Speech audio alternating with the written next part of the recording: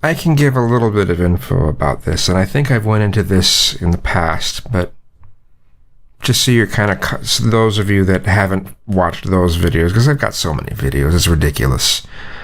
I was raised, and same with my brother, we were raised as if we're retarded. Not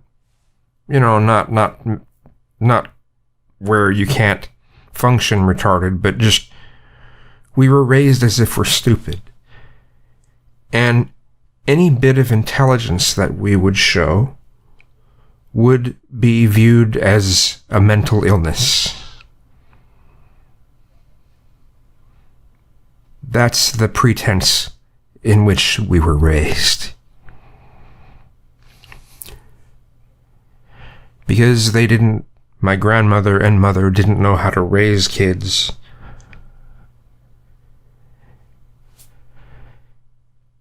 They didn't know how to teach us anything. Cooking, well, they don't know how to teach it to us, so they didn't bother. And if we can't figure it out on our own, without making mistakes, then we're too stupid, right? Homework. With homework, well, with my brother, they put him in behavior disabled classes because he did act out a lot, because there's just so many of the stupid rules that were put there. God, when he was a teenager, they put bars on the windows because sometimes he would sneak friends in because he wasn't supposed to have friends over. No particular reason, they just wanted to put up some arbitrary rules because, well, you need to show your dominance by putting up rules. But anyway, with homework with me, instead of trying to help me understand what was in front of me, she would sometimes do my homework. Nothing ever to try to teach us really anything. And then get guilted continually because we can't just immediately catch on to something and do it perfectly.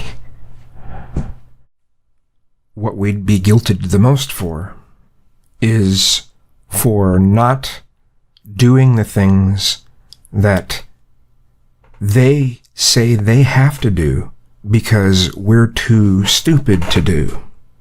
Because again, we weren't able to do it perfect the first time, therefore we're not allowed to do it again.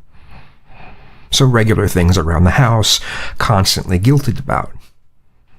The one memory I have from my grandmother, that was one of the most hurtful ones.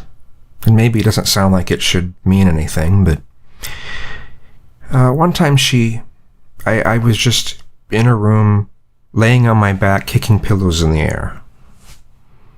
And she comes in and starts yelling at me, why are you kicking pillows in the air? And you're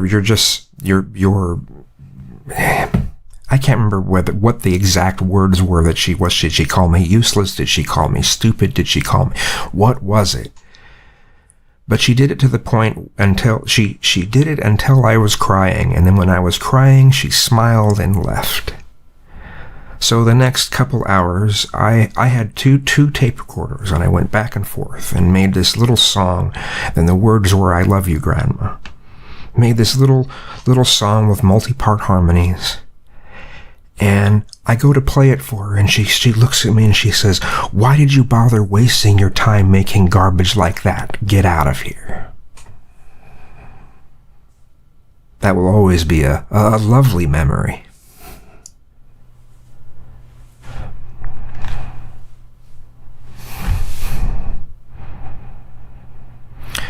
Then, as I say in other parts of this video, then you have the religious stuff, the religious garbage on top of it, where you get taught stuff like to think something sinful is a sin. So just thinking about something makes you a bad person. When both my brother and I were always very creative people. Yeah.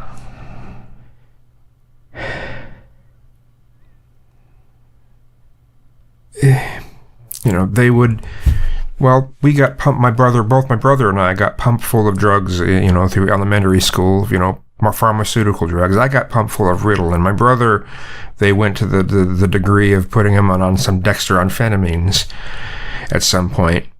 Then he really started messing with drugs at a junior high school age.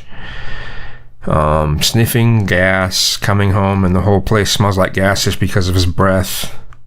Oh man, just he went down a bad road right from the start, you know. But he was also always the one to rebel. So when they found that something didn't work for him to keep him under full control, they'd use a totally different method when it came time for them to put the same kind of restrictions on me. Myself, I was, throughout high school, I was permanently grounded, not because I did anything wrong, but because I might do something bad might happen. So they can't allow for that. Be raised by television. Don't learn any important life lessons. Don't learn how to cook. Don't learn how to properly clean things. Don't learn how to any of the normal things. No, you can't do those. They have to do them because if you don't do it perfect the first time, you're stupid, and therefore you're not allowed to do it again. They had absolutely no concept of the idea that you learn the most from your mistakes. They wanted to avoid the mistakes altogether, and if there is a mistake, then take it away. That's the way we were raised. And some of that continued into the adulthood.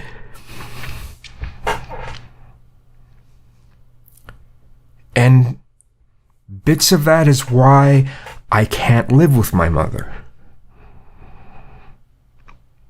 There are some areas that get much more twisted than what I'm saying in this video. They get much more twisted than that. I'll say this, the thing that kind of set me off more recently with her, which is what made me say I have to get the hell out of here. When I went to Shamokin in the first place was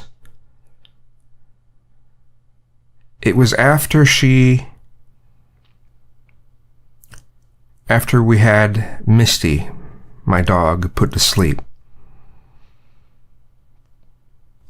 I know that Misty could have probably still had something going on, a life, for 1 to 2 more years.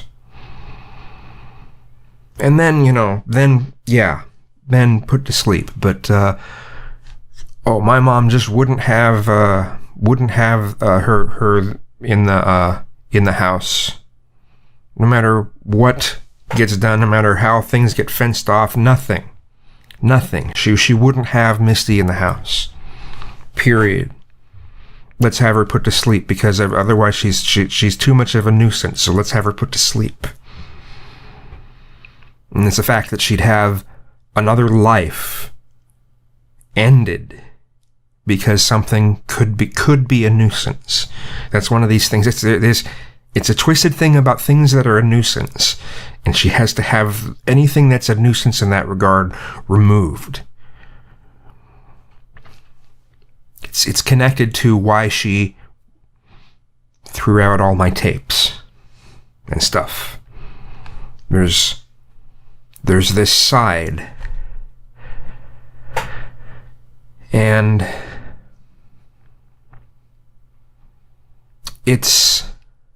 there's a phrase for it, there's a term for it, when someone is willing to do awful things to be more important or something. It's There's this term for it. I wish I knew what it was. But she has that, even though she's willing to give you the shirt off her back, there's this side to her. And that's why I have to get away. That's why I had to get away. I still will talk with her in Skype here and there, in text, pretty much. Some sort of message here and there daily. But it's a good thing I'm not living there, because there are some things there that I start to go insane, literally.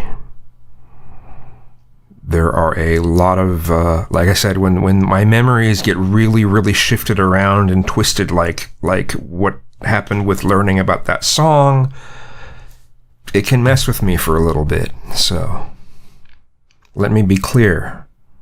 My grandmother destroyed my brother and I, destroyed my mother, destroyed our family's ability to have any friends or other relatives to come by. They didn't want anything to do with us because of my grandmother. My grandmother died in 2007. It finally allowed our family to start doing some repairing. I don't know if we'll ever be done doing the repairing.